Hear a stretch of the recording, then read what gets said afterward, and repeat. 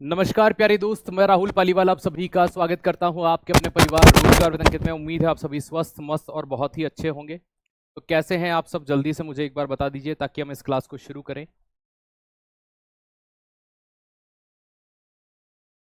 चलिए प्यारे दोस्त, तो बिना किसी देरी के साथ आज की क्लास शुरू करते हैं।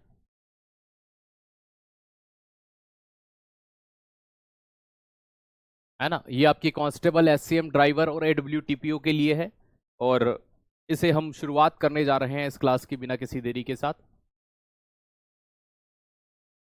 तो प्यारी दोस्त, अगर मैं आज की क्लास की बात करूं, बहुत महत्वपूर्ण होने वाली है। अगर हम आज बात करते हैं तो सबसे ज्यादा यही क्लास पूछी जाने वाली क्लासों में से एक रही है।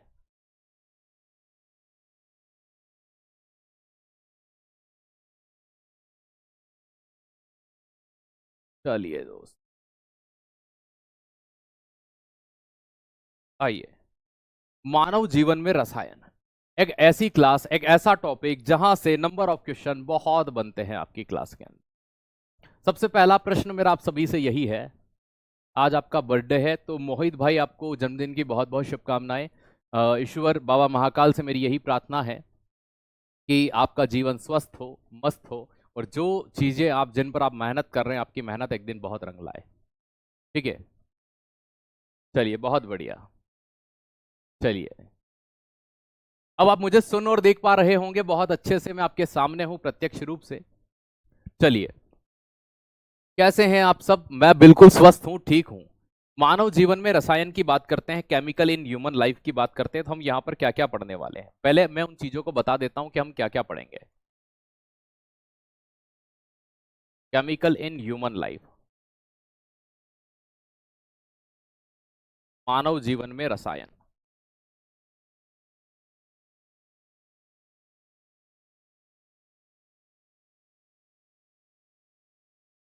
तो मानव जीवन में रसायन की बात करते हैं तो यहां पर हम एक तो साबुन के बारे में पढ़ते हैं, सॉप के बारे में कि साबुन कैसी होती है। दूसरा दोस्त, हम यहां पर पढ़ते हैं किसके बारे में? अपमार्जक के बारे में, डिटर्जेंट क्या होता है।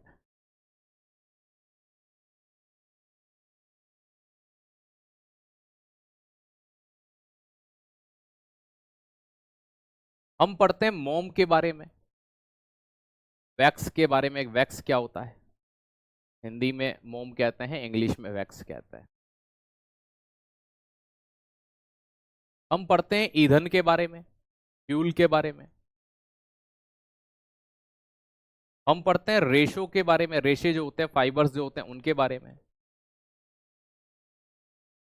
ठीक है, ये ऐसा टॉपिक है जो बहुत पूछा जाता है एग्जाम्स के अंदर। हम पढ़ते हैं प्लास्टिक के बारे में।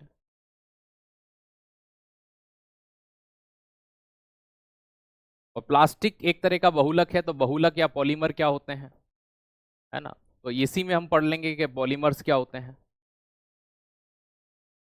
मैं अभी आपको बता रहा हूं इसमें हम क्या क्या पढ़ेंगे। हम पढ़ेंगे यहाँ सीमेंट के बारे में, और हम यहाँ पर एक चीज और जो आपकी बच जाती है, ठीक है, मेडिसिन के बारे में। औषधि कौन कौन सी यूज होती है, उनके बारे में, है ना। और हम यहाँ पर क्या पढ़ सकते हैं?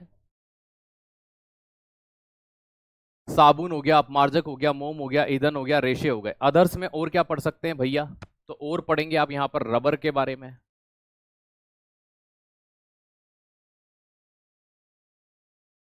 आप यहाँ पर पढ़ेंगे कांच अर्थात ग्लास के बारे में। ये मेन ऐसे पॉइंट्स हैं जहां से हमारी एग्जाम के अंदर प्रश्न देखने को मिल जाते हैं। बेटा सबके कमेंट दिख रहे हैं, ठीक है। तो साबुन क्या होती है, डिटर्जेंट क्या होता है, वैक्स क्या होता है, फ्यूल क्या होते हैं, रेशे क्या होते हैं, प्लास्टिक क्या होते हैं, सीमेंट क्या होती है, मेडिसिन कौन कौन सी है, रबर के बारे में और कांच के बारे में। ये वो चीजें हैं जो दैनिक जीवन में हमारे बहुत काम आती है। ठीक है दोस्त, याद रखिएगा। ठीक है, अब अगर मैं यहां पर आपसे बात करता हूं सबसे पहले साबुन के बारे में, ऐसी कई साबुन आप डेली जीवन में उपयोग में लाते होंगे। ठीक है, तो मानव जीवन में रसायन सबसे पहले हम यहां पर पढ़ेंगे, है ना, सोप एंड डिटर्जेंट के बारे में, साबुन और अपमार्जक के बारे में। भाई जैसे कि हम इस साबुन को देखते हैं, ऐसी कई प्रकार की अन्य, जैसे मैंने एक एग्जांपल के लिए यहाँ डेटॉल लगा दी है। आप आज भी देखते हैं कि इस पे लिखा होता है 99.9% कीटाणु मारे जाते हैं, है ना। मैं बचपन में मतलब मैं अब छोटा था, आज मेरी उम्र लगभग 29 साल है ना। अब मैं 29 साल मतलब 30, ये 23 मई से मेरा 30वां साल चल रहा है, मतलब मैं 30 साल का हो चुका हूँ, मतलब आधा जीवन हमने जी लिया है ना। 30 60 65 में वैसे ही निकल जाना इस दुनिया से। अब भाई अगर हम बात करते हैं तो ये जो साबुन होती है, इन साबुन के बारे में अगर हम आपसे बात करें तो कपड़े धोने की साबुन अलग आती है, नहाने की साबुन अलग आती है कि हाँ सर। कुछ ऐसी साबुन भी आती है जो फेस वॉश की तरह होती है कि हाँ सर, ये भी हमने देखा है। तो आपके जितने भी प्रश्न बन सकते हैं ना दोस्त, याद रखिएगा, हाँ बहुलक के अंदर ही आते हैं। देखो दोस्त, एक बच्चा कह रहा है सर रबर भी बहुलक में आता है। बहुलक के अंदर प्लास्टिक आता है, रबर आता है, इसके अलावा रेशे भी बहुलक होते हैं, पॉलीमर होते हैं। तो मैं बहुलक की डेफिनेशन देकर के प्लास्टिक, रेशे और रबर इसी के अंतर्गत पढ़ाऊंगा, ठीक है। तो दोस्त याद रखना, साबुन क्या होते हैं। अगर हम साबुन की बात करें तो साबुन का निर्माण कैसे होता है। अब आपने एक चीज नोटिस करी कभी, है ना। अब मैं आपको एक चीज समझाता हूं कि एक 10 रुपए की साबुन भी आती है, वो उतनी बड़ी होती है, एक 100 रुपए की साबुन भी आती है, वो भी उतनी ही बड़ी होती है। तो इनमें अंतर क्या होता है, ठीक है। खैर लड़के और लड़कियों में बड़ा अंतर होता है साबुन को लेकर के। सर क्या अंतर होता है भाई साहब। लड़के जो होते हैं ना, ये नॉर्मली जैसे नहाने की साबुन भी वही है, मुंह धोने की भी इनकी वही, इनको इतना वैरायटी नहीं चाहिए। लेकिन लड़कियों की साबुन में आप देखना भाई साहब, इनको ट्रांसपेरेंट सोप कैसी होती है, पारदर्शी साबुन कैसी होती है, बहुत सारी चीज होती है। अब बात करते हैं कि साबुन जल में घुलनशील उच्च वसी अम्ल के सोडियम और पोटेशियम लवण होते हैं। मतलब कि जितना अच्छी क्वालिटी का तेल उपयोग में लिया जाता है, जैसे मान लीजिए कोई कोकोनट ऑयल डाल रहा है तो हो सकता है सस्ती साबुन बन जाए, लेकिन कैस्टर्ड ऑयल डाल दिया, अलसी का तेल डाल दिया, तो भाई साहब वो महंगा। आपने देखा होगा वो एक एड आता है ना, बादाम, भैया बादाम का, है ना, थोड़ा बहुत ऑयल डाल दिया तो महंगे साबुन बिकने लगते हैं। तो जितनी अच्छी क्वालिटी का ऑयल साबुन में यूज किया जाता है उतनी वो महंगी बनती जाती है। अब यहां पर बोला सोडियम और पोटेशियम लवण, अगर किसी साबुन के अंदर NaOH का उपयोग किया जाता है, NaOH को क्या कहते हैं दोस्त, याद रखिएगा, कास्टिक सोडा कहते हैं। क्या कहते हैं, कास्टिक सोडा, ठीक है। इसे सोडियम हाइड्रो ऑक्साइड भी कहते हैं। क्या कहते हैं, सोडियम हाइड्रो ऑक्साइड भी कहते हैं। तो सोडियम हाइड्रो ऑक्साइड भी कहा जाता है। इसी तरह से एक होता है KOH, पोटेशियम हाइड्रो ऑक्साइड।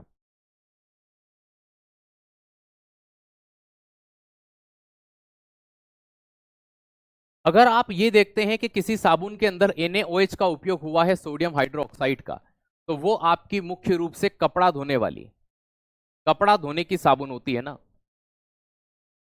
कपड़ा धोने वाली साबुन वो होती है।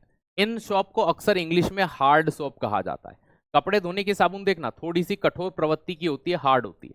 और KOH, पोटेशियम हाइड्रोक्साइड का किया जाता है तो ये नहाने वाली साबुन होती है, प्रसाधन में आती है ना। तो नहाने वाली जो साबुन होती है उनके अंदर जो केमिकल होता है वो होता है कौन सा दोस्त, याद रखिएगा, पोटेशियम हाइड्रोक्साइड, है ना। इन्हें सॉफ्ट सोप बोलते हैं। तो जब भी आप कहीं पर ये देखें कि कहीं पर सॉफ्ट सोप लिखा हुआ हो, है ना, आपसे पूछे मृदु साबुन किसके बनते हैं, तो याद रखना पोटेशियम हाइड्रोक्साइड के।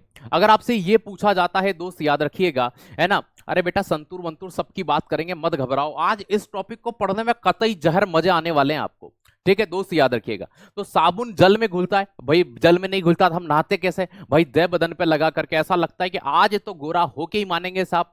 तो ये जो साबुन होते हैं ना नहाने वाले, उसमें पोटेशियम हाइड्रोक्साइड होता है। लेकिन याद रखिएगा उनके अंदर क्या होते हैं, तो मोस्ट प्रोबेबल क्या पाए जाते हैं, हाई फैट, है ना, हाईली फैटी एसिड्स पाए जाते हैं, वसी अम्ल। अब ये वसा क्या होती है, तेल होता है, ऑयल होता है। इस तेल को मिलाया जाता है। तेल जितनी अच्छी क्वालिटी का मिलेगा दोस्त, याद रखिएगा, है ना, वो उतना अच्छा साबुन होगा। और तेल जितना घटिया क्वालिटी का होगा वो उतना ही निम्न गुणवत्ता वाला साबुन होगा। यही अंतर होता है कि एक 10 रुपए का साबुन जो छोटा आता है, एक 100 रुपए का साबुन जो बड़ा आता है। हालांकि इनमें एक डिफरेंस और होता है, जितना एक्टर को ये पैसा देते हैं प्रमोशन करने के लिए, उसको भी तो पैसा देना है, एडवर्टाइजमेंट का भी तो पैसा देना है, वो भी आपकी जेब से ही निकाला जाएगा, घर से नहीं देगा वो, ये चीज ध्यान रखना। तो जैसे इस तरह की साबुन भी आती है। कुछ साबुन हमने देखी है सर जो एंटीसेप्टिक का गुण रखती है, इनमें क्या होता है सर, कुछ साबुन ऐसी होती है वो, है ना, 100 नींबुओं की शक्ति, उनमें क्या होता है सब बताऊंगा। ज्यादा झाग देने के लिए साबुन में क्या मिलाते हैं सर, कुछ साबुन से बहुत झाग आता है, कुछ से झाग ही नहीं आता, सब पढ़ेंगे। अभी हमने बेसिक सी चीज पढ़ी कि जो साबुन होते हैं वो वसी अम्ल के सोडियम और पोटेशियम लवण होते हैं। अगर यहां पर सोडियम में कास्टिक सोडा मिलाया जाता है NaOH, तो वहां पर हार्ड सोप बनती है। और अगर पोटेशियम हाइड्रोक्साइड मिलाया जाता है तो एक मृदु साबुन बनती है, नहाने की साबुन बनती है। ये दो पॉइंट्स आपको यहां पर इजीली समझ में आए। अब अगर मैं साबुन को आगे लेके चलता हूं तो देखो ये कठोर साबुन, कठोर साबुन की बात की जाती है तो कपड़े धोने वाली साबुन होती है। है ना। ये अम्ल के सोडियम लवण होते हैं। सोडियम लवण मतलब NaOH, सोडियम हाइड्रोक्साइड का उपयोग करके जिन साबुन का फॉर्मेशन किया जाता है वो हार्ड साबुन होती है। इनका यूज मेनली कहां करते हैं, देखो सरलता से झाग नहीं देते और जल में थोड़े से कम विलेय होते हैं, है ना। It is less soluble in water, तो पानी में कम घुलते हैं। सरल, देखो एक कपड़े धोने वाली साबुन से अपन नहाते इतनी जल्दी झाग नहीं आते, नहाने वाली साबुन ज्यादा झाग देती है। कि हाँ सर बात तो सही है आपकी, नहाने वाली साबुन ज्यादा झाग देती है और वो थोड़ी सी स्मूथ होती है। स्मूथ इसलिए होती है कि उसमें जो तेल डाला गया ना, ऑयल, वो अच्छी क्वालिटी का होता है ना। ये ध्यान रखना, उसमें KOH होता है। तो ये कपड़े धोने में, इसके निर्माण के लिए तेल जंतु वसा नारियल का तेल उपयोग में लाते हैं, मतलब सस्ता तेल उपयोग में ले लिया। तो जितना सस्ता तेल लिया जाएगा, बिना ऑयल के, याद रखिएगा, बिना तेल के, बिना ऑयल मिलाए कभी साबुन नहीं बन सकती। तो पहली चीज ये जरूर ध्यान रखना। तो ऑयल जरूर यूज होता है ना। कठोर साबुन या हार्ड साबुन की बात करें तो उनमें सोडियम लवण, सोडियम हाइड्रोक्साइड से निर्मित किया जाता है। ये जल में कम विलेय होते हैं, सरलता से झाग नहीं देते, और जो ज्यादा झाग देते हैं इस तरह के ये नहाने वाले साबुन होते हैं। कपड़े धोने वाले साबुन आपने देखे होंगे, पहले इस्तेमाल करें फिर विश्वास करें। तो दोस्त याद रखिएगा, है ना। कपड़े धोने के लिए, सफाई के लिए इनका उपयोग किया जाता है। और जंतु वसा या फिर नारियल का तेल, मतलब नारियल का तेल, सर ये साबुन इंडस्ट्री में नारियल के तेल को सबसे लो क्वालिटी का या हल्का तेल माना जाता है। इनसे उच्च तेल भी होते हैं, जैसे कि भाई मैंने अभी कहा कैस्टर्ड ऑयल हो गया, अलसी का तेल हो गया, ये महंगा आता है, ये मिलाते हैं, है ना। बादाम का ऑयल मिलाते हैं साहब। जितना तेल महंगा उतना साबुन महंगी, जितना तेल सस्ता उतना साबुन सस्ती, ये चीज ध्यान रखो। यहां देखो, फिर मृदु साबुन आते हैं, माइल्ड सोप बोलते हैं, सॉफ्ट सोप बोलते हैं। वसी अम्ल के पोटेशियम लवण, KOH, पोटेशियम हाइड्रोक्साइड मिलाकर के जिन साबुन को बनाया जाता है वो मृदु साबुन होते हैं, सॉफ्ट सोप होते हैं। ये अच्छी तरह से विलय होते हैं पानी के अंदर और सरलता से झाग देते हैं। Well soluble in water plus form easily. आप देखेंगे तो ये ऐसी साबुन होते हैं, क्या झाग आते हैं, कभी कभी तो कुछ ऐसी आती है, फ्रेग्रेंस आती है, खुशबू आती है साबुन के अंदर से, साहब मजा आ गया, है ना। इसके निर्माण के लिए देखो, अलसी का तेल, है ना, कैस्टर ऑयल, अरंडी का तेल जिसे बोलते हैं, ये महंगे आते हैं। तो याद रखिएगा, लिंसिड एंड कैस्टर ऑयल ये महंगे तेल होते हैं। इनसे ब्यूटी प्रोडक्ट, मतलब याद रखना, प्रसाधन का मतलब हमेशा ये चीज ध्यान रखना, कभी कभी साबुन के ऊपर लिखा होता है टॉयलेट सोप, मतलब वो नहाने के लिए यूज में लाई जाती है ना। दाढ़ी बढ़ाने, है ना, बढ़ाना नहीं, बनाना, दाढ़ी बनाने वाली। तो जब हम दाढ़ी बनाते हैं ना, है ना, उसके लिए भी साबुन आते हैं, झाग आते हैं, वो ज्यादा झाग देते हैं, कभी कभी तो फोम ही आ जाता है, उसमें रोजिन ज्यादा होता है। क्या होता है? रोजिन। तो दोस्त याद रखिएगा, शैम्पू के अंदर कुछ नहीं होता, लिक्विड सोप बोलते हैं शैम्पू को। देखो जो बच्चे शैम्पू से बोल रहे हैं सर शैम्पू के अंदर क्या होगा, शैम्पू एक लिक्विड सोप होता है साबुन ही, सेम प्रोसेस है, बस वो लिक्विड अवस्था में है। जैसे कि आपका हैंड वॉश हो गए, उनमें रोजिन की मात्रा ज्यादा होती है। किसकी मात्रा होती है? रोजिन। रोजिन झाग ज्यादा देता है। प्रश्न कैसे बनता है? प्रश्न यही बनता है भैया कि मृदु साबुन जो होते हैं वो किसके लवण होते हैं? पोटेशियम के लवण होते हैं। हार्ड सोप किसके लवण होते हैं? सोडियम के लवण होते हैं। साबुन किसके लवण होते हैं? सोडियम और पोटेशियम के लवण होते हैं। ऐसे प्रश्न बनते हैं। ओके, तो यहां अलसी और कैस्टर ऑयल का यूज करते हैं। नहाने वाली साबुन हो गई, दाढ़ी बनाने वाली हो गई। अब यहां से दो तीन चीजें आपके माइंड में जो आ रही थी कि सर वो लिक्विड सोप जो हो गई। अब देखो, सोप से संबंधित जितने भी आपके प्रश्न बनते हैं साबुन से संबंधित, लेकिन अभी तक वैज्ञानिकों ने क्या किया, जब तक वो साबुन के साथ थे उनके साथ एक प्रॉब्लम थी, है ना। अगर ज्यादा झाग चाहिए तो याद रखना रोजिन मिलाते हैं। क्या मिलाते हैं? रोजिन, है ना, या इसे रेजिन भी बोलते हैं, कभी कभी रेजिन मिलाते हैं। तो रेजिन या रोजिन क्या करता है, अगर किसी साबुन के अंदर रेजिन की क्वांटिटी या रोजिन की क्वांटिटी बढ़ा दी जाए तो वहां पर याद रखिएगा जो झाग होते हैं, ठीक है, जो झाग होते हैं, जो फोम होते हैं, वो ज्यादा बनेंगे। क्या बनेंगे? ज्यादा बनेंगे। तो साबुन के अंदर अगर आपने रोजिन को मिला दिया, रेजिन को मिला दिया, तो ज्यादा झाग आएंगे। तो ज्यादा झाग, इसीलिए शैम्पू देखना बहुत झाग देता है, उसमें रेजिन की मात्रा ज्यादा होती है, रोजिन की मात्रा ज्यादा होती है। इस तरह से आप बर्तन धोने वाले साबुन को देखते हैं तो उसमें सोडियम लॉरेट सल्फेट होता है।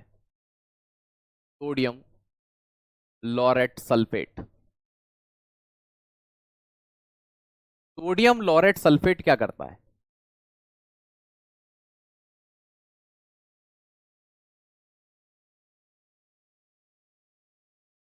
सोडियम लॉरेट सल्फेट साबुन में क्यों मिलाते हैं? तो दोस्त याद रखना, चिकनाहट,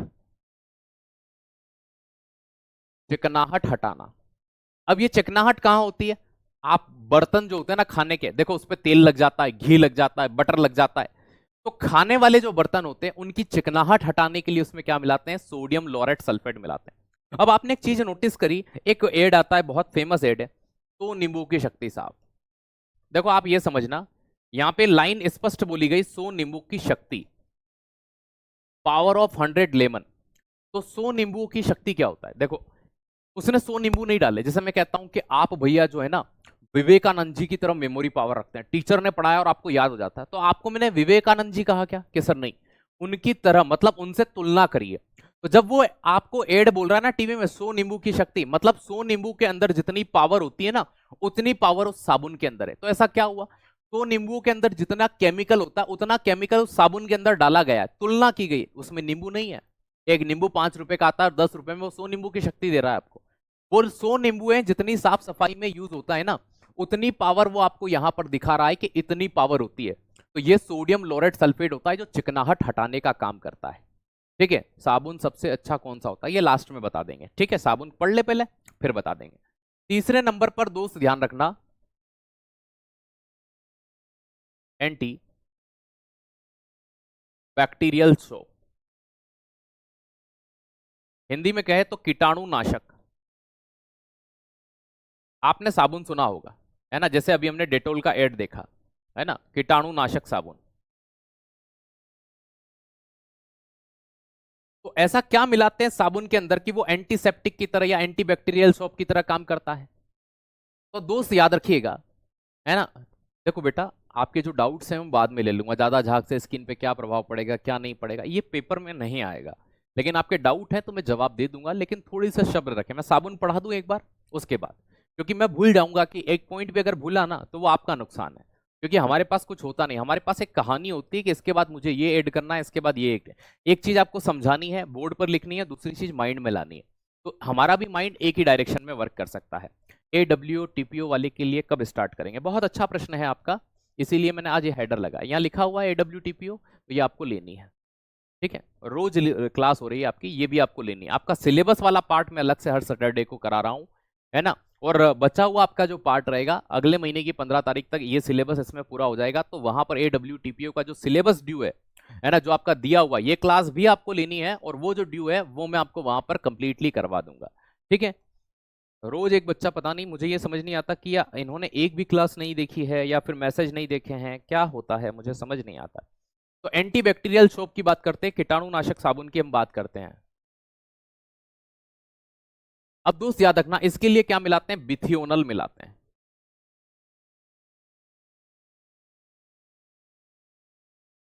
एक केमिकल मिलाते हैं जिसका नाम क्या है? बिथियोनल। तो क्या मिलाया जाता है? बिथियोनल मिलाया जाता है। तो दोस्त याद रखना, ज्यादा झाग के लिए रोजिन मिलाते हैं, चिकनाहट हटाने के लिए सोडियम लोरेट सल्फेट मिलाते हैं, कीटाणुनाशक। और एक होती है नंबर 4 पर, पारदर्शी साबुन। अब ये तो कतई जहर बात हो गई, ट्रांसपेरेंट सोप।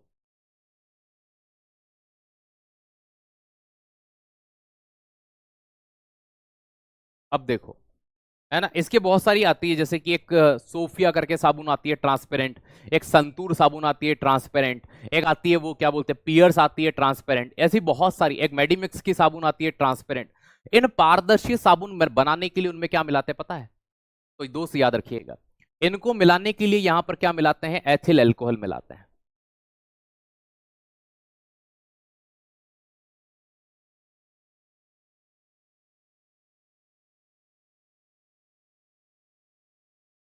क्या मिलाते हैं? Ethyl alcohol, C2H5OH। अब देखो, जो भी लड़कियां बोलती है हमें शराब पीने वाला पसंद नहीं है, अब भाई साहब तुम शराब का जो मेन कंपोनेंट होता है उससे बनी हुई साबुन को दहस शरीर पर रगड़ रगड़ के नहा रही हो, तो कभी चीज ये ध्यान रखा करो कि आप जो चीजें उपयोग कर रहे हो, ठीक है, जो चीजें आप उपयोग कर रहे हो, तो दोस्त याद रखिएगा, है ना, जो चीजें आप उपयोग कर रहे हो उनमें क्या होता है, कौन सा केमिकल होता है, क्या चीज से वो बना हुआ है, एक बार उसका पढ़ लिया करो। अपने को क्या है, बस फोटो अच्छा दिख गया साबुन के ऊपर, अपन उठा लाते हैं, कुछ वो अच्छी लग गई अपन उठा लाते हैं, अपन पढ़ते ही नहीं वो बनी किससे।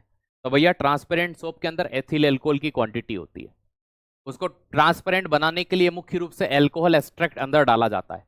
तो एथिल एल्कोहल का उपयोग क्यों करते हैं? ताकि साबुन जो है वो ट्रांसपेरेंट बन जाए। ये 4-5 प्रश्न आपकी एग्जाम में पूछे जाते हैं कि ज्यादा झाग के लिए साबुन में क्या मिलाते हैं? रोजेन। चिकनाहट हटाने के लिए, बर्तनों की चिकनाहट हटाने के लिए साबुन में कौन से रसायन का उपयोग होता है? Sodium laureth sulphate. कीटाणुनाशक के रूप में या एंटीबैक्टीरियल सोप के रूप में, है ना, याद रखिएगा, किस केमिकल को मिलाते हैं साबुन के अंदर? बिथियोनल को मिलाते हैं, है ना। पारदर्शी साबुन के अंदर क्या मिलाया जाता है? एथिल एल्कोहल को मिलाया जाता है। तो ये सारी चीजें आप यहां ध्यान रखना। और एक चीज, जब साबुन बनाते हैं तो उसका एक सह उत्पाद बनता है। सह उत्पाद मतलब बाय प्रोडक्ट। तो साबुन का बाय प्रोडक्ट क्या होता है? जब साबुन बनते हैं तो उसके साथ में ही एक पदार्थ ऐसा बनता है जो कहलाता है ग्लिसरीन। क्या कहलाता है? ग्लिसरीन। तो ग्लिसरीन का निर्माण, आपने देखा होगा ग्लिसरीन की शीशियां आती हैं, तो जो साबुन निर्माण की फैक्ट्रियां होती है ना, उनका दोहरा लाभ हो जाता है। सर दोहरा मतलब बाय प्रोडक्ट, मतलब इसको ये बना नहीं रहे थे लेकिन फिर भी ये साथ में बन गया, तो ये क्या हो जाता है दोस्त? याद रखिएगा, है ना, क्या हो जाता है ना, सह उत्पाद या बाय प्रोडक्ट हो जाता है। तीसरा समझ नहीं आया कि सर ये क्या होता है? आपने देखा होगा इस एड को, देखा है कभी? इसको देखा है? डेटोल 99% 9 कीटाणु मारे, है ना, कीटाणुनाशक साबुन। या कभी बीमार हो जाते हैं तो अपन ये साबुन उठा के ले आते हैं मार्केट से, क्योंकि हमने टीवी में एड देखा इसका। ऐसे कई साबुन आते हैं जो कीटाणु को मारने का दावा करते हैं। तो वो कीटाणु का मारने का जो दावा करते हैं ना, तो वो हमारे शरीर से जो कीटाणु हटाएंगे, मान लीजिए कि कोई कीटाणु है हमारे शरीर के ऊपर, जब हम नहाते हैं तो वो साबुन के अंदर ऐसा क्या मिलाते हैं कि वो कीटाणु क्यों दावा कर रहे हैं? वो उनके अंदर ऐसा कौन सा केमिकल है कि वो ये दावा कर रहे हैं कि भैया हम कीटाणु मार देता है हमारा साबुन? तो उस कीटाणु को मारने के लिए केमिकल होता है, उस केमिकल का नाम है बिथियोनल। तो बिथियोनल एक रसायन का नाम है, केमिकल का नाम है। तो दोस्त याद रखिएगा, है ना, इसे क्या कहा जाता है? बिथियोनल कहा जाता है। तो झाग के लिए रोजन मिलाते हैं, चिकनाट हटाने के लिए सोडियम लोरेट सल्फेट मिलाते हैं, बिथियोनल कीटाणुनाशक के रूप में मिलाते हैं। और जो पारदर्शी साबुन होता है उसको ट्रांसपेरेंट बनाने के लिए किसी साबुन के अंदर क्या मिलाया जाता है? एथिल एल्कोहल मिलाते हैं। और बाय प्रोडक्ट किसी भी साबुन इंडस्ट्री का, सपोनिफिकेशन का, साबुनीकरण का बाय प्रोडक्ट क्या होता है? साबुन बनाने की फैक्ट्रियों में सह उत्पाद के रूप में क्या बनता है? तो ग्लिसरीन बनता है। क्या बनता है? ग्लिसरीन बनता है। ठीक है, तो दोस्त इस बारे को आप ध्यान रखिएगा। अब थोड़ा सा हम आगे चलते हैं।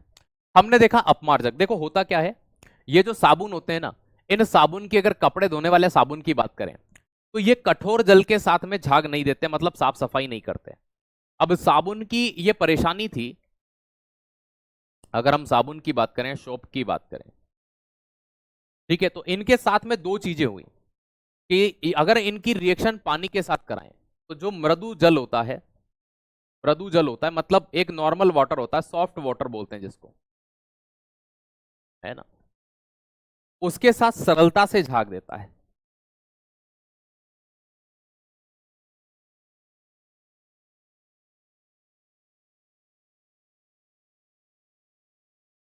लेकिन किसी पानी की कठोरता है, हार्ड वाटर है, तो साबुन वहां पर सफाई नहीं करता। ठीक है, अगर पानी का नेचर कैसा है? हार्ड वाटर है,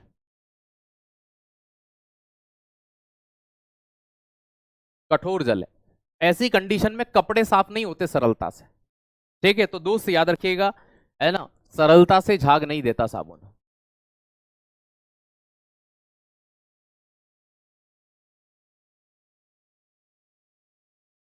मतलब साबुन ज्यादा घिसना पड़ता है, साबुन का उपयोग ज्यादा करना पड़ता है। ऐसी कंडीशन में वैज्ञानिक इस रिसर्च को कर रहे थे कि हम क्यों ना एक काम करें, हम क्यों ना एक काम करें, ग्लिसरीन का यूज कहां होता है? वैसलीन बनाने में, हाथ पांव के ऊपर लगाने में, बिकता है मार्केट के अंदर। ओके, है ना। तो ये ट्यूबवेल वगैरह के जो पानी हो गए, ग्राउंड वाटर जो हो गया, है ना, याद रखिएगा, जमीन के अंदर से जो पानी निकलता है वो अक्सर हार्ड प्रवृत्ति का होता है। अब साबुन इनसे इजीली झाग नहीं देती। अब यहाँ पे एक वर्ड आया कि हार्ड वाटर। अब पानी जो होता है ना, हार्ड वाटर, ये दो प्रकार का होता है, कठोर जल के दो प्रकार होते हैं। अब वैज्ञानिक इस चीज में थे कि एक ऐसा साबुन बनाया जाए जो कठोर जल के साथ सरलता से क्रिया करे और आसानी से कपड़े साफ कर पाए। लेकिन साबुन में वो गुण तो थे नहीं। अब हार्ड वाटर में दो तरह के होते हैं, एक होती है स्थायी कठोरता,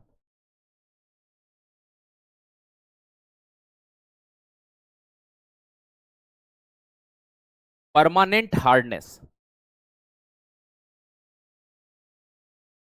मैं आपको इसका एग्जांपल दूंगा, आपके घर हार्ड वाटर है या नहीं आपको पता चल जाएगा। एक होती है अस्थायी कठोरता। अगर आपके घर ट्यूबवेल का पानी आता है और आपके नल अगर सफेद कलर के हो गए हैं, पानी टपक टपक कर उनके ऊपर एक लेयर जम गई है, तो समझ लेना आपके पानी के अंदर हार्डनेस है, कठोर पानी है। दूसरा और एक तरीका बताता हूं, अगर आपके यहाँ जो पानी है उस पानी में अब रोड से पानी गर्म करते हैं तो रोड पे एक व्हाइट कलर की लेयर जमने लग जाती है, उसका होना भी ये दर्शाता है कि पानी हार्ड है। ठीक है दोस्त, याद रखिएगा, अस्थायी कठोरता, नॉन परमानेंट हार्डनेस। तो पानी के अंदर ऐसा क्या पाया जाता है? कि पानी की स्थायी कठोरता होती है और अस्थायी होती है। स्थायी कठोरता के लिए याद रखना कैल्शियम एवं मैग्नीशियम के बाइकार्बोनेट होते हैं।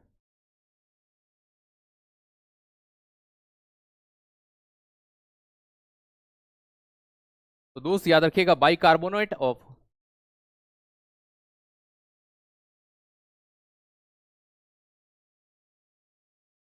Calcium and magnesium.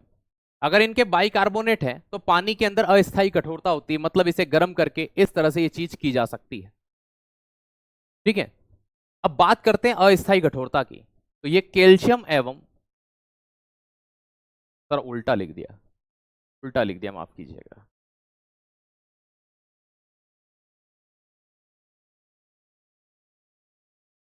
बाइकार्बोनेट के कारण क्या होती है? अस्थायी कठोरता होती है। स्थायी कठोरता किसके कारण होती है?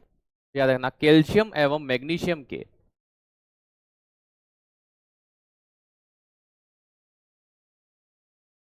सल्फेट के कारण।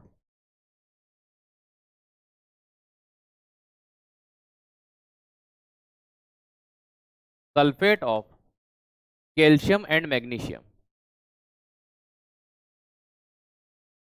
तो कैल्शियम और मैग्नीशियम के जो सल्फेट होते हैं उनके कारण परमानेंट हार्डनेस होती है, और बाइकार्बोनेट्स के कारण कैसी होती है? अस्थायी कठोरता होती है। ठीक है, तो दोस्त याद रखिएगा स्थायी कठोरता का कारण क्या होता है? कैल्शियम और मैग्नीशियम के सल्फेट के कारण। अस्थायी कठोरता कैल्शियम मैग्नीशियम के बाइकार्बोनेट से होती है। अब वैज्ञानिकों को यह चीज तो पता चल गई कि साबुन अगर हार्ड वाटर के साथ करेंगे तो कपड़े साफ नहीं होते।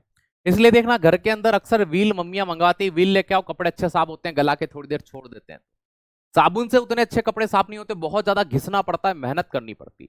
मतलब वो इजीली रिमूव नहीं करता दाग को, मलपेन को। अब साबुन क्या होती है, जैसे कपड़े धोने की साबुन, नहाने के साबुन से अगर आप धोने जाओगे ना, एक वो ऑयल में हाथ करना कभी, और नहाने की साबुन से कभी इसको धोने की कोशिश करना, एक चिकना चिकना सा ऐसा है ना गंदा पदार्थ इकट्ठा होगा, उसे मलफेन कहते हैं। तो वो साफ नहीं कर रहा। अगर ऐसा ही कपड़े में लगा दिया जाए तो और ज्यादा।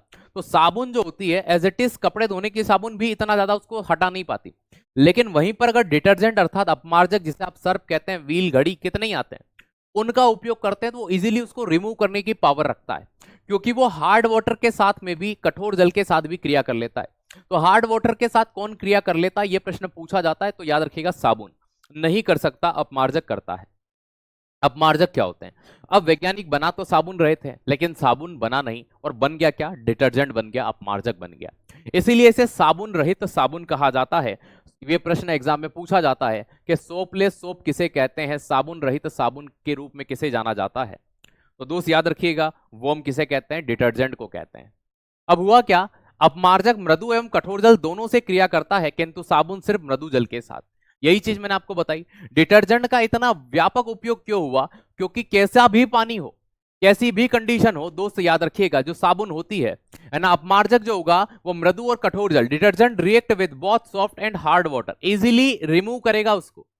तो दाग धब्बे या गंदगी हटाने के लिए मुख्य रूप से कौन जाना जाता है? डिटर्जेंट जाना जाता है। ठीक है, अब जितने भी प्रकार के ये आते हैं, अब इनने अलग अलग टाइप बना दिए भैया, कोई इजी लेके आ रहा है, कोई क्या लेके आ रहा है, कोई क्या लेके आ रहा है। केमिकल का डिफरेंशिएशन करके ये क्या कर रहे हैं, अपना अपना मार्केट चला रहे हैं। देखो सीधी सी बात है, अब समझना, अमूल भी दूध बेचता है, मदर डेयरी भी दूध बेचता है, सांची भी दूध बेचते हैं। ये सब पास्चुराइज मिल्क ही तो बेच रहे हैं। अब ये कहते हैं हमारा दूध अच्छा है साहब, ये कहते हैं हमारा दूध अच्छा है, ये कहते हैं हमारा दूध अच्छा है। अरे दूध तो दूध ही है ना, गाय और भैंस का ही है ना, कि कहीं तुम और कुछ कर रहे हो? दूध ही बेच रहे हो ना।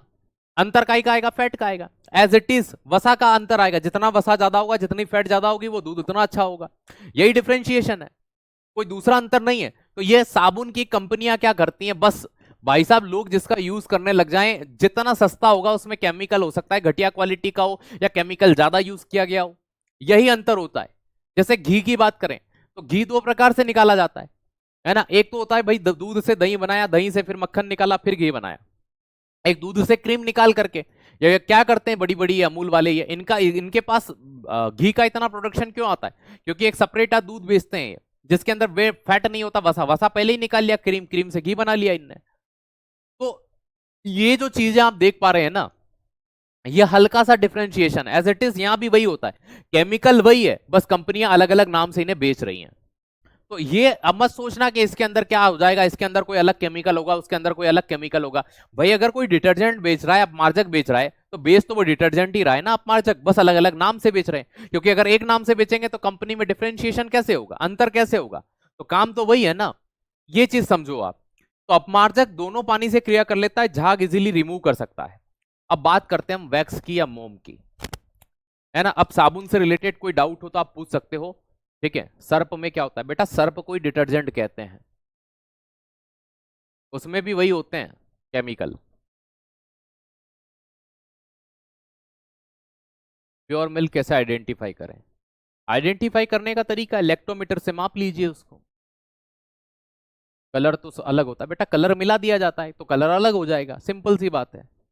अपने प्रोडक्ट को बेचने के लिए कुछ तो अंतर करेंगे ना वो।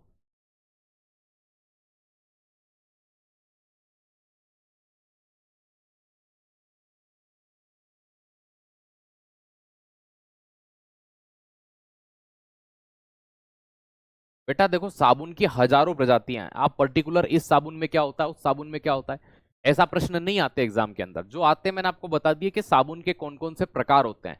अब आप बोल रहे हो इस कंपनी की साबुन में सर क्या होता है, उस कंपनी की साबुन में क्या होता है, बेटा इतना मुझे भी नहीं पता। ठीक है, सिंपल सी बात है। एक बच्चा कह रहा सर संतूर में और पियर्स वाली साबुन में क्या अंतर है। ठीक है, हम किसका उपयोग इन दोनों में से करें, बेटा जो तुम्हारी बजट में आ जाए, जो तुमको अच्छी लगे उसका करो। साबुन का नेचर बेसिक होना चाहिए, क्षारीय प्रवृत्ति होनी चाहिए। ठीक है, साबुन अगर क्षारीय प्रवृत्ति का होगा तो वो हमारे लिए ठीक है, अदरवाइज नहीं है। ठीक है, सिंपल सी बात। मेरे हाथों में एलर्जी है, वो होली सोप से क्यों होती है। तो बेटा इसके लिए आप एक डॉक्टर हैं जिन्हें हम डर्मेटोलॉजिस्ट कहते हैं, त्वचा रोग विशेषज्ञ कहते हैं, है ना। अगर आपको साबुन से एलर्जी है तो वो एक ऐसी साबुन लिख कर दे देंगे आपको जिससे आपको एलर्जी नहीं होगी। ठीक है, अब आप कहते हैं सर किस साबुन का उपयोग करना चाहिए हमारे लिए। ठीक है, हमको ये बता दो। केमिकल फ्री साबुन का आप यूज कर सकते हैं जिसमें केमिकल की क्वांटिटी न के बराबर हो। ठीक है, आप किसी है ना आयुर्वेदिक मेडिकल पे जाना, वहां पर बोल देना कि केमिकल फ्री साबुन दे दो कोई हमें, वो दे देंगे आपको। ठीक है, और ज्यादा चाहिए तो फिर डॉक्टर से मिल लो, कोई परेशानी हो तो, क्योंकि मैं तो डॉक्टर हूं नहीं।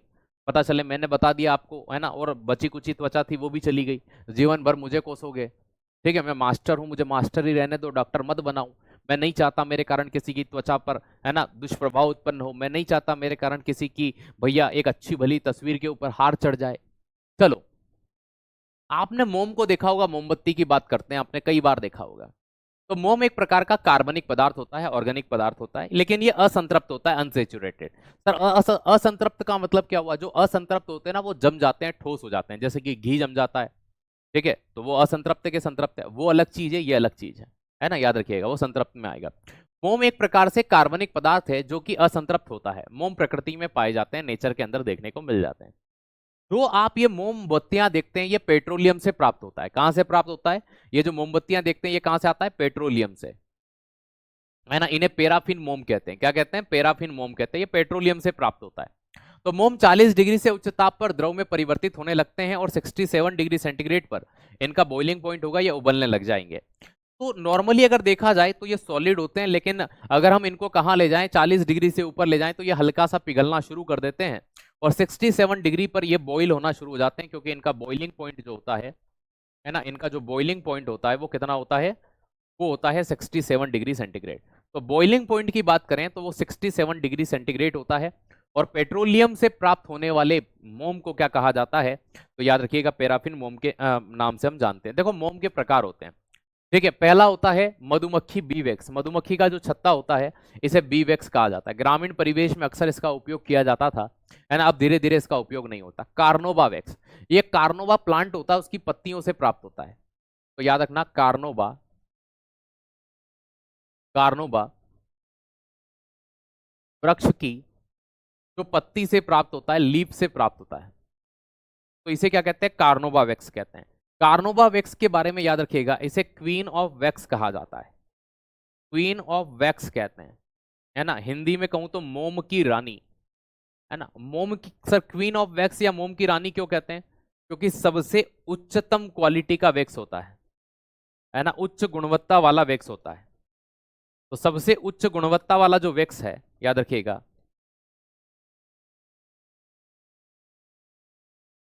वो इस दुनिया में अगर कोई है तो वो कॉर्नोवा वैक्स होता है, इसलिए इसे क्या कहते हैं, वैक्स। पैराफिन मोम, पैराफिन जो होता है ये पेट्रोलियम से प्राप्त होता है। किससे प्राप्त होता है? पेट्रोलियम से प्राप्त होता है। तो पेट्रोलियम से प्राप्त होने वाले वैक्स को क्या कहा जाता है? पैराफिन वैक्स कहते हैं। किससे प्राप्त होता है? पेट्रोलियम से इजीली प्राप्त हो जाता है। ठीक है, तो भैया हमने पढ़ा अभी किसके बारे में? वैक्स के बारे में, मोम के बारे में। वैक्स नेचर हमें प्रदत्त करता है, जैसे कि भैया हम बात करें पेट्रोलियम, ये भी एक क्रूड ऑयल है, जीवाश्म ईंधन है, प्रकृति ने हमें दिया। कार्नोवा पेड़ प्रकृति ने दिया, मधुमक्खियां प्रकृति प्रदत्त हैं। तो ये एक प्रकार के असंतृप्त, याद रखिएगा, अनसेचुरेटेड होता है, और ये नॉर्मली ऑर्गेनिक पदार्थ होता है, क्योंकि ये किसी न किसी प्रकार के जीव से प्राप्त हो रहा है। जैसे मधुमक्खी बना रही है, पेड़ पौधे बना रहे हैं, जीवाश्म भी कभी वो रहा होगा। 40 डिग्री पर ये लिक्विड में बदल जाता है और 67 डिग्री तक ये बॉईल होना शुरू हो जाता है ना, याद रखना, आप कंप्लीटली लिक्विड से उबलने लग जाता है। अब बात करते हैं हम लोग दोस्त यहां पर मधुमक्खी के छत्ते से जो प्राप्त होता है उसे क्या कहते हैं दोस्त? याद रखिएगा, आला क्या होता है? ALA क्या होता है? मुझे क्या पता बेटा आला क्या होता है? आला क्या होता है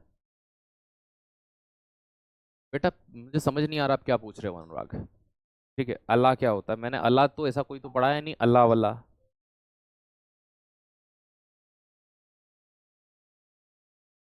ठीक है, एला क्या अल्लाह क्या बेटा, क्या पूछना चाह रहे हो? मुझे ये समझ नहीं आ रहा। ठीक है, तो ये हमने देखा, हमने 3 प्रकार के वैक्स पढ़े है ना, याद रखिएगा। बी वैक्स जो मधुमक्खियों के छत्ते में होता है। अगला पढ़ा कार्नोवा वैक्स, याद रखिएगा, ये मोम की रानी, क्वीन ऑफ वैक्स कहते हैं इसको, सबसे हाई क्वालिटी का वैक्स यही होता है दुनिया में। पैराफिन वैक्स, यहां तक कि एक वैक्स जो होता है ना, वो ब्लू वेल का एक उल्टी होती है, उससे भी एक वैक्स निकलता है जो परफ्यूम वगैरह में यूज करते हैं, तो उसको हम छोड़ देते हैं हालांकि, है ना। तो ये 3 वैक्स आप याद रख लेना। सबसे हाई क्वालिटी का कौन सा होता है? कार्नोवा वैक्स होता है। ये कार्नोवा प्लांट की लीफ जो होती है, पत्तियों से प्राप्त किया जाता है। अब आते हैं मेडिसिन के ऊपर। आपने कई सारी मेडिसिन देखी होगी, जैसे मैं आपको बताता हूं, आपको समझाता हूं, समझना। चलिए, मोम बीज से प्राप्त होता है, आला कलर हटाने वाला पदार्थ होता है। बेटा वो आपकी लोकल लैंग्वेज में आला होता होगा, उसका केमिकल नाम कुछ और होगा। मुझे समझ नहीं आ रहा है, क्या रंग हटाने वाला पदार्थ होता है, कलर रिमूवल। तो समझ नहीं आ रहा है कि वो क्या चीज है। अब क्या पूछना लोकल लैंग्वेज में, अगर आप उसका ओरिजिनल नाम बताओगे तो मैं बता पाऊंगा कि वो क्या है। हमारे यहाँ आज तक मैंने कभी वर्ड नहीं सुना कि आला, मैंने कभी नहीं सुना दोस्त।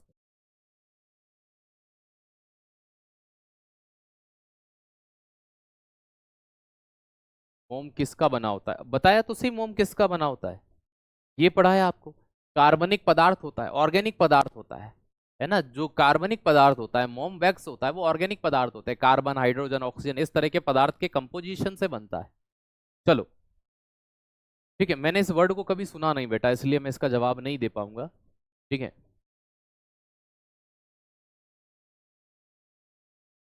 अच्छा, अल्फा लिपिक एसिड की बात कर रहे हो। देखो क्या होता है, कपड़े पे कभी दाग धब्बे हो जाते हैं ना, तो अल्फा लिपिक एसिड डालते हैं उसके ऊपर। हाँ, ये बोलो ना अल्फा लिपिक एसिड, है ना। अल्फा लिपिक एसिड क्या करते हैं, कभी कभी जैसे मान लीजिए सफेद शर्ट है, उस पर रेड धब्बा हो जाए, तो एक एसिड उस पर डाल देते हैं, अल्फा लिपिक एसिड होता है। जैसे एक और होता है, जंग का धब्बा हटाने के लिए ऑक्जेलिक एसिड का यूज करते हैं। तो रस्टिंग का अगर धब्बे हो जाए तो ऑक्जेलिक एसिड होता है। अल्फा लिपिक एसिड कपड़े के धब्बे हटाने के लिए। मुझे देखो, आप आला जो होते हैं, हाँ वो मैं समझ गया, अब समझ गया आप आला जो वर्ड यूज कर रहे हो वो काई के लिए, वो आपकी लोकल लैंग्वेज में बोलते हैं उसको, है ना। जो दुकानदार वगैरह होते हैं ना, ये धोबी वगैरह, वो यूज करते होंगे ये वर्ड आपकी लैंग्वेज में। हाँ, मैं आपको 2 बता देता हूँ। अगर जंग का धब्बा है, रस्टिंग लगी है, मान लीजिए आपने एक तार के ऊपर शर्ट को डाल दिया, उस पर जंग के धब्बे लग गए, तो उनको हटाने के लिए ऑक्जेलिक एसिड का यूज कर लेते हैं। और भाई बाकी किसका कर लेते हैं, तो मैंने अभी आपको बता दिया। ठीक है, बहुत बढ़िया, कोई दिक्कत नहीं है। ओके ओके, है ना। 2 बताए मैंने, एक अल्फा लिपिड एसिड बताया और एक वो बताया। केमिकल नाम से मैं बता दूंगा कि आपको क्या है, लेकिन लोकल लैंग्वेज में हमें नहीं पता होता ना। देखो मेडिसिन, जैसे हमें सर दर्द हो रहा है, नहीं होना चाहिए, मानव शरीर में उत्पन्न किसी भी प्रकार के विकार को क्या कहा जाता है? रोग कहा जाता है। एक सर दर्द भी हो रहा है, नहीं होना चाहिए। ठीक है, आपका सर दर्द किसी और में नहीं जा सकता, आप किसी के सर दर्द हो सकते हैं। फीवर आ रहा है भैया, है ना, कोई दर्द हो रहा है ना, कि मुझे दर्द दिए जिंदगी ने, मैं इसका क्या करूं, उसका इलाज तो नहीं है, लेकिन हाथ दुख रहा हो, पाँव दुख रहा हो, उसका इलाज है। तो देखो इसी तरह की बहुत सारी मेडिसिन होती हैं। उन मेडिसिन का उपयोग कहाँ होता है? वे रासायनिक यौगिक जिनका उपयोग रोग से निदान उपचार के लिए किया जाता है औषधि कहलाती है। These chemical compound which are use to prevention diagnosis and treatment of disease and called medicine. तो इन्हें ही क्या कहा जाता है? मेडिसिन कहा जाता है। जैसे कि सबसे ज्यादा सबसे कॉमन यूज बुखार उतारने के लिए कौन सी होती है? पैरासीटामोल होती है। पैरासीटामोल का एक ही काम है, बुखार उतारना। और ये आप भी जानते हैं, कभी आपको फीवर आता है तो आप भी उस चीज को क्या कर सकते हैं? उतार सकते हैं पैरासीटामोल को लेकर के। एज इट इज ब्रूफेन आती है। ब्रूफेन दो काम करती है, एक तो फीवर भी उतारती है, साथ में क्रोसिन है ना, क्रोसिन तो सर्दी खांसी और बुखार के लिए जानी जाती है, तो ये भी फीवर उतारती है। ब्रूफेन जो होती है दर्द के निवारण में भी काम आती है। हालांकि ब्रूफेन अब बैन कर दी गई है।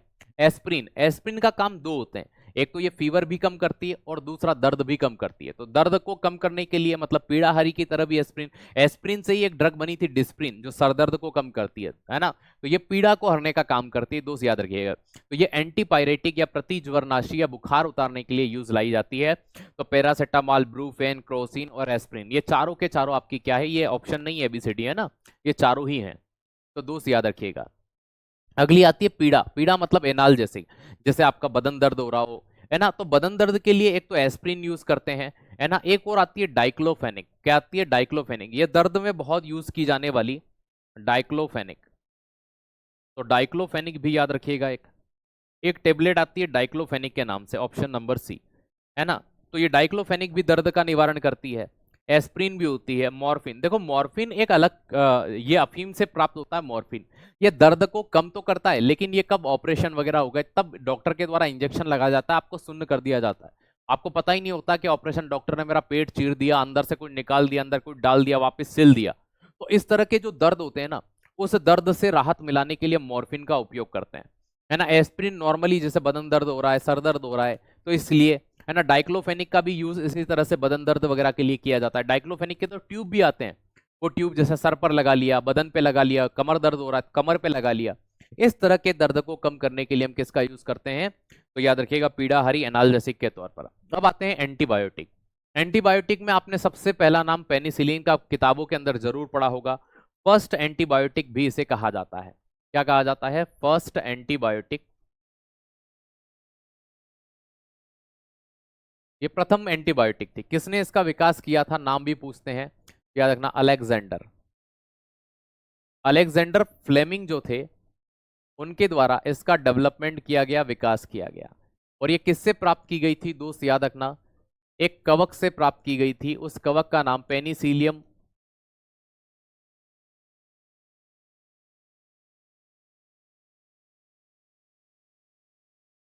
तो पेनिसिलियम एक कवक थी, एक फंगस थी। आजकल इसका सबसे ज्यादा उत्पादन पेनिसिलियम नोटेटम से किया जाता है। वर्तमान की बात करूं तो सबसे ज्यादा, याद रखिएगा, सबसे ज्यादा अगर कोई प्रोडक्शन होता है एंटीबायोटिक्स का, तो वो किससे किया जाता है ना, बैक्टीरिया से किया जाता है, एजिथ्रोमाइसिन। कोविड के ड्यूरेशन में आपने देखा होगा बहुत ज्यादा एजिथ्रोमाइसिन। कभी गले का इन्फेक्शन हो जाए, सर्दी खांसी हो जाए, बुखार हो जाए, सांस लेने में तकलीफ हो, गले का इन्फेक्शन हो, सबसे ज्यादा एजिथ्रोमाइसिन का यूज करते हैं। सल्फोनामाइड, इन्हें सल्फा ड्रग भी कहते हैं, है ना। लोगों का मानना है, वैज्ञानिकों का मानना है, ये सबसे अच्छी ड्रग है, बेस्ट ड्रग। लेकिन इसका एक साइड इफेक्ट खतरनाक है। अगर मान लीजिए कोई व्यक्ति सल्फा ड्रग, या कोई डॉक्टर किसी अपने पेशेंट को सल्फा ड्रग, है ना, बार बार रिकमेंड करने की सलाह दे दे, तो फिर दूसरी जो याद रखिएगा एंटीबायोटिक्स हैं, वो काम नहीं करती। मतलब ये एक तरह से समझ लो कि ये तुरंत असर तो करेगी, ये हाई डोज वाली मानी जाती है। तो सल्फा ड्रग का लगातार उपयोग दूसरी जो आपकी ड्रग्स होती है उनके उपयोग को कम कर सकता है। इसी तरह से जब हमें चोट लग जाती है, तो आपने देखा होगा कि भाई साहब क्या किया जाता है, एक लिक्विड डाला जाता है जिसे आयोडीन टिंचर कहते हैं। तो आयोडीन टिंचर जो होता है वो घाव को साफ करने में यूज करते हैं, है ना। इसी तरह से फिनोल होता है। क्या होता है? फिनोल होता है। तो फिनोल का उपयोग भी कहाँ करते हैं? तो यहीं पर करते हैं, फिनोल होता है। तो फिनोल का भी यूज किया जाता है।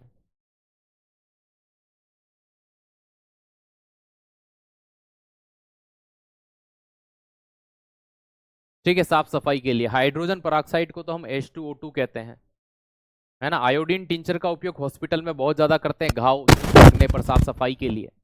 ठीक है, तो दोस्त याद रखिएगा, आयोडीन टिंचर का यूज किया जाता है, हाइड्रोजन पेरोक्साइड का यूज किया जाता है, फिनॉल का उपयोग किया जाता है। तो इन सभी का उपयोग बेसिकली देखने को मिल ही जाता है। अब इसके बाद फिर क्या शुरू होते हैं, बहुलक या पॉलीमर शुरू होते हैं। तो आज के लिए मैं क्लास यहीं पे विराम करता हूं, क्योंकि इससे ज्यादा हम पढ़ेंगे तो आप समझ नहीं पाएंगे। कल इसकी एक क्लास और करेंगे हम लोग, है ना। तो एक दो दिन आपकी ये क्लास चलेगी। Thank you so much. आप कमेंट नहीं लिया करें, ठीक है, बीच बीच में नहीं लेंगे बेटा। ओके भाई, थैंक यू। आज के लिए इतना बहुत है। Thank you so much.